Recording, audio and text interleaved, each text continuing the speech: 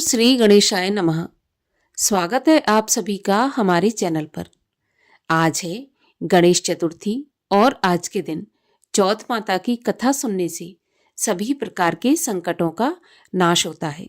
तो अगर आपने व्रत किया है तो अत्यंत श्रेष्ठ है, अगर व्रत नहीं भी किया तो भी कथा अवश्य सुननी चाहिए।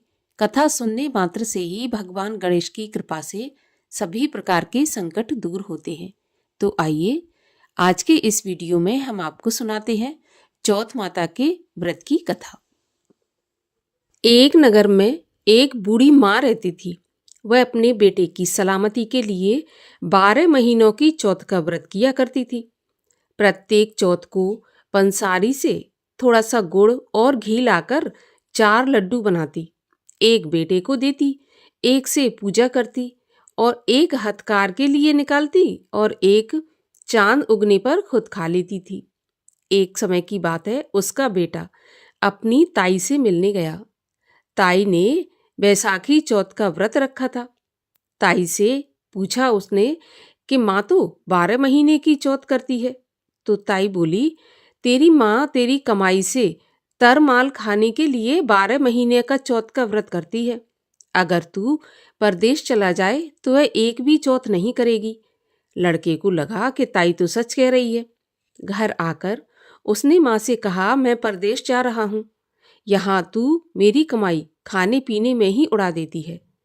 तो माँ ने समझाकर उसे रोकना चाहा, लेकिन बेटा नहीं माना। तो माँ ने उसे साथ ले जाने के लिए चौथ माता की आंखें दी और कहा कि मुसीबत में ये आंखें तेरी मदद करेंगी। वह आंखें लेकर रवाना हो गया। घूमते हुए एक नगर में पहुंचा। उसने देखा कि एक बूढ़ी माँ जो रोती जा रही थी और पुआ बनाती जा रही थी। तो उसने उस बूढ़ी माँ से रोने का कारण पूछा। तो वह बूढ़ी माँ बोली कि बेटा, इस नगर की एक पहाड़ी पर एक राक्षस रहता है। पहले वह नगर में आकर कई लोगों को खाने के लिए मार देता था। अब राजा हर घर से एक आदमी उस दैत्य के पास भेजता है और आज मेरे बेटे की बारी है, इसलिए मैं रो रही हूँ और उसी के लिए पुए बना रही हूँ। वह बोला, तू पुए मुझे खिला दे, तेरे बेटे की जगह मैं चला जाता हूँ।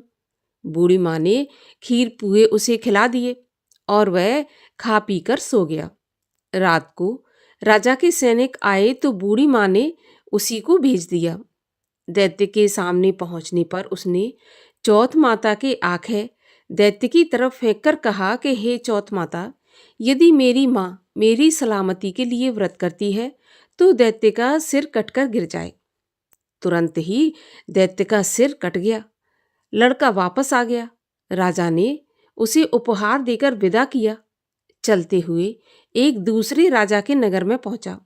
इस राज्य में आवा तभी पकता था जब एक इंसान की बलि दी जाती थी। सिपाहियों ने उसे पकड़कर अवे में चुन दिया। लड़के ने आंखें अवे में डाले और कहा, हे चौथ माता, यदि माँ मेरे लिए व्रत करती है तो ये अवा मेरी बलि लिए बिना ही पक जाए। और बस ऐसा कहते ही अवा तुरंत पक गया। अवे में से मिट्टी की जगह सोने चांदी के बर्तन निकले। अंदर से लड़का बोला, बर्तन धीरे धीरे निकालना, कहीं मुझे लग न जाए। राजा ने ये सुना तो उसे निकलवाया और पूछा कि इस अभी से तुम बच कैसे गए। तो लड़के ने बताया कि मेरी माँ चौथ का व्रत करती है और उसी व्रत के कारण वह बच गया। राजा को विश्वास नहीं हुआ। इसने एक चांदी की सुराही मंगवाई और कहा कि सुराही की नली से निकलकर दिखाओ, तभी मुझे विश्वास होगा। लड़के ने चौथ माता को याद करके आंखें सुराही में डाली और कहा कि हे माँ, मैं भंवरा बनूं और सुराही से निकल जाऊं। लड़का भंवरा बनकर सुराही से निकल गया। राजा ने खुश होकर राजकुमारी की शादी उसके साथ करवाई और सभी लोगों को चौथ माता का व्रत करने को कहा। तब उसे माँ की याद आई। उसने राजा के पास जाकर खुद के नगर जाने की इच्छा जाहिर की। राजा ने रथ, घोड़ा, हाथी और खूब सारा दान दहेज देकर उसे विदा किया। चौथ के दिन वह अपने नगर में पहुंचा। वह अकेला पंसारी के यहाँ माँ का इंतजार करने लगा। सोचा चौथ है तो माँ वहाँ जरूर आएगी। थोड़ी देर बाद लकड़ी टेकती हुई माँ आती दिखी तो बेटा माँ के चरणों में गिर पड़ा और कहा, माँ मैं तेरा बेटा हूँ, मुझे माफ़ कर दो। माँ ने उसे गले लगा लिया। लोग चौथ माता की जय जयकार करने लगे। उस नगर के सभी लोग चौथ माता का व्रत करने लगे। हे चौथ माता, जैसे बूढ़ी माँ और उसके बेटे की सहायता की वैसे हमारी भी करना, और जो भी यह कथा सुने या पढ़े उस पर भी आप अपनी कृपा करना। बोलो चौथ माता की जय। गणेश जी महाराज की जय। अब सुनिए गणेश जी की कथा। एक समय की बात है कि भगवान विष्णु का विवाह लक्ष्मी जी के साथ निश्चित हो गया। विवाह की तैयारियां होने लगी।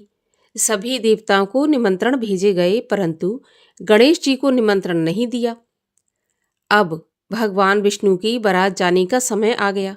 सभी देवता अपनी पत्नियों के साथ विवाह समारोह में आए। उन सब ने देखा कि गणेश जी कहीं दिखाई नहीं दे रहे।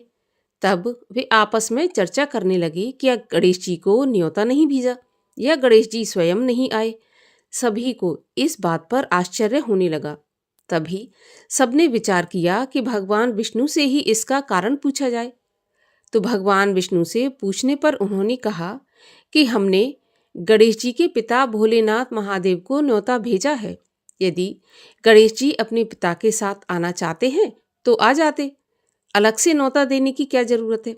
दूसरी ये बात है कि उनको 1.25 मन मूंग, 1.25 मन चावल, 1.25 मन घी और 1.25 मन लड्डू का भोजन दिन भर में चाहिए। अब यदि गणेश जी इतना खाएंगे तो किसी के यहाँ उन्हें कैसे ले जा सकते हैं। यदि गणेश जी नहीं आएंगे तो कोई बात नहीं, दूसरे के घर जाकर इतना खाना पीना अच्छा नहीं लगता। इतनी बातें हो ही रही थीं कि किसी ने सुझाव दिया कि गणेश जी आ भी जाएं तो उनको द्वारपाल बनाकर बैठा देंगे और उनसे कहेंगे कि आप यहीं पर रहना और घर की देखभाल करना। आप तो चूहे पर बैठकर धीरे धीरे चलोगे तो बारात से बहुत पीछे रह जाओगे। ये सुझाव भी सबको पसंद आया तो विष्णु भगवान ने भी अपनी सहमति दे दी। अब होना क्या था, इतने में गणेश जी भी वहां आ पहुंचे और उन्हें समझा बुझाकर घर की रखवाली करने को बैठा दिया। बारात चल दी। तभी नारद जी ने देखा कि गणेश जी तो दरवाजे पर ही बैठे हुए हैं। तो वे गणेश जी के पास गए और उनसे पूछा कि आप यहाँ क्यों रुके हैं, बारात में नहीं जाना। तो गणेश जी कहने लगे कि भगवान विष्णु ने मेरा बहुत अपमान किया है। नारद जी ने कहा कि ऐसा करो कि आप अपनी मूषक सेना को आगे भेज दो तो वे रास्ता खोद देंगे, जिससे उनके वाहन धरती में धंस जाएंगे। तब उनको आपको सम्मान पूर्वक बुलाना ही पड़ेगा। अब तो गणेश जी ने अपनी मूषक सेना जल्दी से आगे भेज दी और उससे कहा कि जाओ तुम नीचे नीचे जमीन को पोली कर दो। और ऐसा ही हुआ। उन्होंने जमीन को पोली कर दी। जब बारात वहां से निकली तो रथों के पहिए धरती में धंस गए। लाख कोशिश करी परंतु पहिए नहीं निकले। सभी ने अपने अपने उपाय किए परंतु पहिए नहीं निकाल सकी, बल्कि जगह जगह से पहिए टूट गए।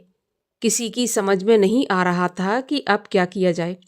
तब नारद जी ने कहा कि आप लोगों ने गणेश जी का अपमान करके अच्छा नहीं किया। यदि उन्हें मनाकर लाया जाए तो आपका कार्य सिद्ध हो जाएगा। ये जो विघ्न आ रहे हैं ये इसी वजह से आ रहे हैं और ये संकट टल सकता है अगर आप गणेश जी को मना लें। तब शंकर भगवान ने अपने दूत नंदी को भेजा और वे गणेश जी को लेकर आए। गणेश जी का आदर सम्मान के साथ पूजन किया।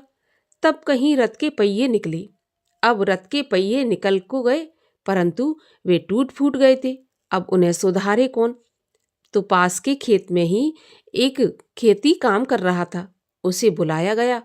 खाती अपना कार्य करने से पहले श्री गणेशाय नमः कहकर गणेश जी की वंदना मन ही मन करने लगा। बस देखते ही देखते खाती ने सभी पहियों को ठीक कर दिया। तब खाती कहने लगा कि हे देवताओं, आपने प्रथम पूज्य गणेश जी को नहीं मनाया होगा और ना ही उनका पूजन किया होगा, इसीलिए तो आपके साथ ये संकट आया है। हम तो मूर्ख अज्ञानी हैं, फिर भी पहले गणेश जी को पूजते हैं, उनका ध्यान करते हैं। आप लोग तो देवतागण हैं, फिर भी आप गणेश जी को कैसे भूल गए? अब आप लोग भगवान श्री गणेश की जय जयकार बोलकर जाएं, तो आपके सभी काम बन जाएंगे और कोई संकट भी नहीं आएगा। ऐसा कहते हुए बारात वहां से चल दी और विष्णु भगवान का लक्ष्मी जी के साथ विवाह संपन्न करा के सभी कुशलता के साथ लौट आए। हे गणेश जी महाराज, जैसे आपने भगवान विष्णु का कार्य सिद्ध किया, वैसे सभी का कार्य सिद्ध करना। जो यह कथा पढ़े या सुने, उसके सभी मनोरथ पूर्ण करना। बोलिए गजानन भगवान की जय। और आइए अब सब मिलकर करते हैं गणेश जी की आरती। जय गणेश जय गणेश जय गणेश देवा, माता जाकी पार्वती पिता महादेवा। एक दंत दयावंत चार भुजाधारी, मस्तक सिंदूर सोहे मूस की सवारी। मान चढ़े फूल चढ़े और चढ़े मेवा, लड्डुअन का भोग लगे संत करे सेवा। जय गणेश जय गणेश जय गणेश देवा, माता जाकी पार्वती पिता महादेवा। अंधन को आँख देत कोढ़िन को काया, बांझन को पुत्र देत निर्धन को माया। सूर श्याम शरण आए सफल कीज सेवा, माता जाकी पार्वती पिता महादेवा। दीनन की लाज रखो शंभु सुत वारी, कामना को पूरा करो जाऊं बलिहारी। जय गणेश जय गणेश जय गणेश देवा, माता जाकी पार्वती पिता महादेवा।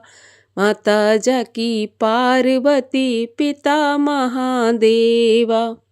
जय गौरी नंदा प्रभु जय गौरी नंदा, गणपति आनंद कंदा, मैं चरणन बंदा। ओम जय गौरी नंदा।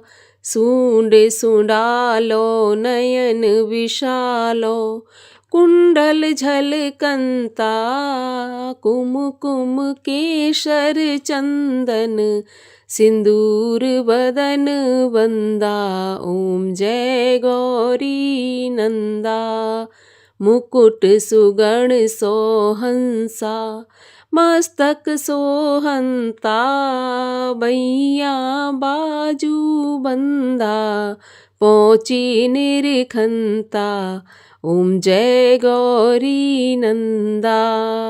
मूषक वाहन राजत, शिव सुत आनंदा, कहत शिवानंद स्वामी, मेटत भव फंदा।